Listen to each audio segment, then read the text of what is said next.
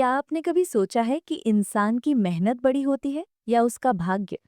क्या वाकई हमारी किस्मत पहले से लिखी जा चुकी है या हम अपने कर्मों से उसे बदल सकते हैं? आज की कहानी एक ऐसे ही गहरे सवाल का जवाब ढूंढती है, जो सदियों से हमारे समाज में एक मुहावरे के रूप में मशहूर है। कहाँ राजा भोज और कहाँ गंगू तेली। लेकिन क्या आप जानते हैं कि इस कहावत के पीछे की असली कहानी कितनी भावुक और प्रेरणादायक है? ये कहानी केवल एक राजा और एक तेल निकालने वाले की नहीं है, बल्कि ये कहानी है अहंकार के टूटने की, समय के चक्र की और उस अदृश्य शक्ति की जिसे हम भाग्य कहते हैं। तो चलिए, आज स्टोरी बाय वाई के पर हम समय के पन्ने पलटते हैं और चलते हैं उस दौर में जहां न्याय और दया का शासन था और जहां एक राजा को अपनी ही आंखों से कुदरत का सबसे बड़ा करिश्मा देखना पड़ा। मेरे प्यारे दोस्तों, आपका हमारे चैनल स्टोरी बाय वाईबी के पर बहुत बहुत स्वागत है। हम यहाँ आपके लिए ऐसी कहानियाँ लेकर आते हैं जो न केवल आपका मनोरंजन करें, बल्कि आपके दिल को छू लें और जीवन के प्रति एक नया नज़रिया दें। आज की ये कहानी भी कुछ ऐसी ही है, जो आपको सोचने पर मजबूर कर देगी कि इंसान चाहे कितना भी बड़ा क्यों ना हो जाए, समय और भाग्य के सामने वो हमेशा छोटा ही रहता है। बहुत पुरानी बात है, जब राजा भोज नाम के एक बहुत ही प्रतापी और दयालु राजा हुआ करते थे। राजा भोज कोई साधारण राजा नहीं थे। वे अपनी प्रजा को अपनी संतान की तरह प्यार करते थे और उनके दुख दर्द को अपना दुख समझते थे। उनके राज्य में कोई भी भूखा नहीं सोता था और हर किसी को न्याय मिलता था। राजा भोज की एक खास आदत थी। वे अक्सर रात के अंधेरे में साधारण कपड़े पहनकर, भेष बदलकर अपनी राजधानी की गलियों में निकल जाते थे। वे चाहते थे कि वे खुद अपनी आंखों से देखें कि उनके राज्य के लोग वास्तव में कैसे रह रहे हैं। क्या उनके सैनिक या मंत्री लोगों को परेशान तो नहीं कर रहे? एक सर्द रात की बात है। राजा भोज घूमते हुए एक टूटी फूटी झोपड़ी के पास पहुंचे। झोपड़ी की हालत देखकर ही पता चल रहा था कि वहां रहने वाले लोग बहुत गरीबी में जी रहे हैं। राजा चुपचाप खिड़की के पास खड़े हो गए और अंदर झांकने लगे। उन्होंने देखा कि अंदर एक छोटा सा मिट्टी का दिया जल रहा था, जिसकी टिमटिमाती रोशनी में एक बूढ़ा ब्राह्मण और उसकी पत्नी आपस में बात कर रहे थे। ब्राह्मण बहुत ही कमजोर और थका हुआ लग रहा था। उसने अपनी पत्नी से कहा कि अब वो 80 साल का हो गया है और उसके शरीर में अब इतनी ताकत नहीं बची कि वो गांव-गांव जाकर पूजा पाठ करा सके या यजमानों के घर जाकर दक्षिणा मांग सके। उसकी आंखों में बेबसी थी, क्योंकि उनका कोई बेटा भी नहीं था जो इस बुढ़ापे में उनका सहारा बनता और घर के लिए कुछ कमा कर लाता। उसकी पत्नी ने बड़े धीरज से उसका हाथ थाम लिया और कहा कि उन्हें घबराने की जरूरत नहीं है, क्योंकि उनके राजा भोज बहुत दयालु हैं और सुना है कि वे हर गरीब की मदद करते हैं। राजा भोज ने जब बाहर खड़े होकर ये सुना तो उनका दिल भर आया। उन्होंने तय कर लिया कि वे इस ब्राह्मण की मदद जरूर करेंगे। अगले दिन वो बूढ़ा ब्राह्मण लाठी टेकते हुए राजा भोज के दरबार में पहुंचा। उसने हाथ जोड़कर अपनी व्यथा सुनाई कि वो 80 साल का बूढ़ा है, कोई बेटा नहीं है और अब शरीर भी जवाब दे रहा है। राजा भोज ने मुस्कुराते हुए उसे दिलासा दिया और कहा कि उसे अब चिंता करने की कोई जरूरत नहीं है। राजा ने तुरंत अपने सैनिकों को आज्ञा दी कि वे ब्राह्मण को 100 सोने के सिक्कों से भरी एक थैली दे, ताकि वो अपनी बाकी की जिंदगी बिना किसी अभाव के गुजार सके। ब्राह्मण की खुशी का ठिकाना नहीं था।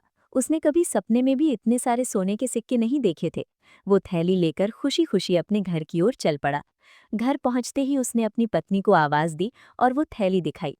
दोनों की आंखों में खुशी के आंसू थे। उन्हें लग रहा था कि अब उनकी गरीबी के दिन खत्म हो गए हैं और अब वे सुकून से रोटी खा सकेंगे। ब्राह्मण ने बड़े प्यार से उन सिक्कों को देखा और अपनी पत्नी से कहा कि राजा भोज तो साक्षात देवता है। उन्होंने योजना बनाई कि कल सुबह बाजार जाकर कुछ महीनों का राशन लाएंगे और बाकी सिक्कों को भविष्य के लिए बचा कर रखेंगे। सुरक्षा के लिए ब्राह्मण ने उस थैली को अपनी पुरानी लकड़ी की संदूक में रखा, उसे अच्छी तरह बंद किया और फिर दोनों पति पत्नी चैन की नींद सो गए। लेकिन किस्मत को कुछ और ही मंजूर था। अगली सुबह जब सूरज की पहली किरण झोपड़ी पर पड़ी, तो ब्राह्मणी ने अपने पति को जगाया और कहा कि अब बाजार जाने का वक्त हो गया है। घर में अन्न का एक दाना भी नहीं है। ब्राह्मण बड़े उत्साह के साथ संदूक के पास गया, लेकिन जैसे ही उसने संदूक खोला, उसके पैरों तले जमीन खिसक गई। वो संदूक पूरी तरह से खाली था। सिक्कों की वो थैली गायब थी। ब्राह्मण का चेहरा डर और हैरानी से सफेद पड़ गया। उसे समझ नहीं आ रहा था कि बंद कमरे और बंद संदूक से सिक्के कैसे गायब हो सकते हैं। उसकी पत्नी भी दौड़कर आई और खाली संदूक देखकर रोने लगी। उन्हें लगा कि शायद कोई चोर आया होगा, लेकिन दरवाजा तो अंदर से बंद था। ब्राह्मणी ने रोते हुए कहा कि ये कोई साधारण बात नहीं है और उन्हें फिर से राजा भोज के पास जाना चाहिए, क्योंकि वही उनकी इस परेशानी को सुलझा सकते हैं। ब्राह्मण फिर से दरबार पहुंचा और उसने अपनी बात बताई। राजा भोज भी हैरान रह गए कि बंद कमरे और बंद संदूक से सिक्के कैसे गायब हो सकते हैं।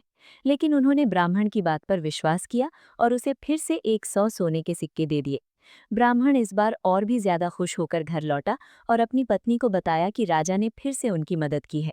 इस बार उन्होंने और भी ज्यादा सावधानी बरतने का फैसला किया। उन्होंने संदूक को न केवल बंद किया, बल्कि उस पर एक मजबूत ताला भी लगा दिया।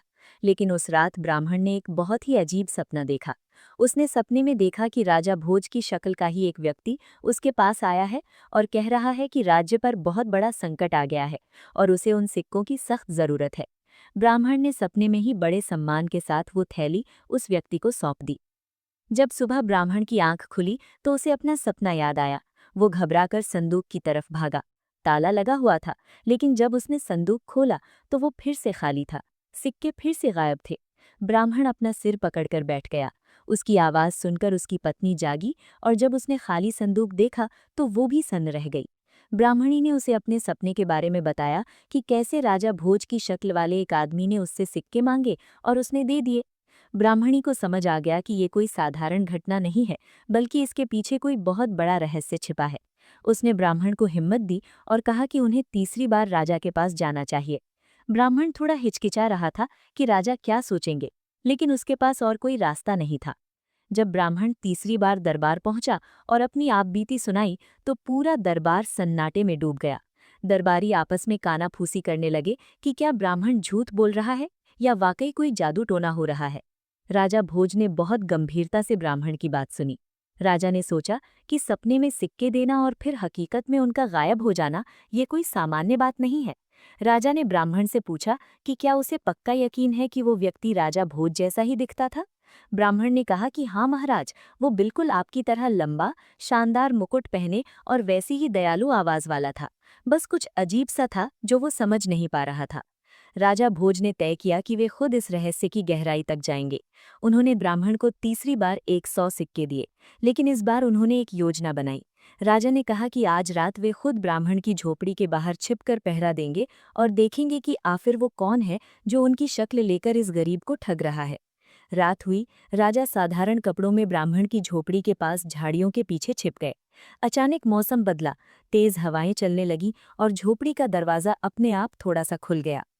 राजा ने देखा कि एक लंबा आदमी, जो बिल्कुल उनकी परछाई जैसा लग रहा था, झोपड़ी के अंदर दाखिल हुआ। उसने ब्राह्मण को जगाया और वही बात कही कि राज्य पर बहुत बड़ा संकट आ गया है और उसे उन सिक्कों की सख्त जरूरत है।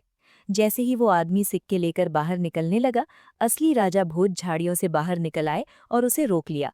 राजा ने कड़क आवाज में पूछा कि वो कौन है और उनकी शक्ल बनाकर इस गरीब को क्यों ठग रहा है। वो हमशक्ल रुका और मुस्कुराया।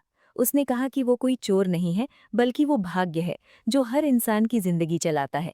उसने बताया कि ये ब्राह्मण अपने पिछले जन्मों के कर्मों का फल भोग रहा है और इन सोने के सिक्कों का सुख उसके भाग्य में लिखा नहीं है। इसीलिए वो चाहे जितनी बार सिक्के ले ले, वे उसके पास नहीं रुकेंगे। राजा भोज को दया आ गई और उन्होंने भाग्य से विनती की कि वे इस गरीब ब्राह्मण को छोड़ दें और अगर कोई सजा देनी ही है तो वे खुद उसे भुगतने को तैयार है। भाग्य ने चेतावनी दी कि उसके नियम कोई नहीं बदल सकता और राजा को भी जल्दी ही अपने कर्मों का फल भुगतना पड़ेगा। इतना कहकर वो रहस्यमयी आकृति हवा में विलीन हो गई। अगले ही दिन राजा भोज के साथ एक भयानक हादसा हुआ।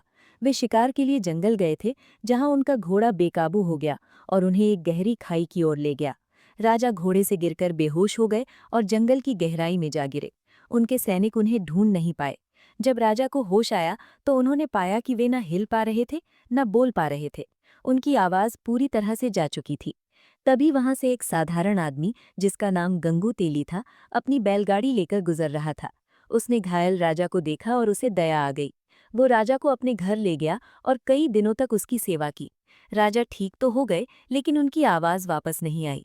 गंगू तेली को लगा कि ये कोई लाचार और गूंगा आदमी है, इसलिए उसने राजा को अपने यहाँ तेल निकालने के कोल्हू पर काम दे दिया। एक महान राजा अब एक साधारण नौकर बन गया था, जो दिन भर बैल की तरह कोल्हू चलाता था। लेकिन राजा के भीतर का गुण और संस्कार नहीं छुपे। वे काम करते करते गुनगुनाने लगे और उनकी धुनों में ऐसी कशिश थी कि गांव के लोग मंत्रमुग्ध हो जाते थे। गंगू तेली ने महसूस किया कि उसका ये नौकर कोई मामूली आदमी नहीं है, इसकी आवाज में कुछ तो जादू है। उसी दौरान राज्य में एक बहुत बड़ी संगीत प्रतियोगिता आयोजित की गई, जहां राजकुमारी वसुंधरा अपने लिए एक योग्य वर की तलाश कर रही थी।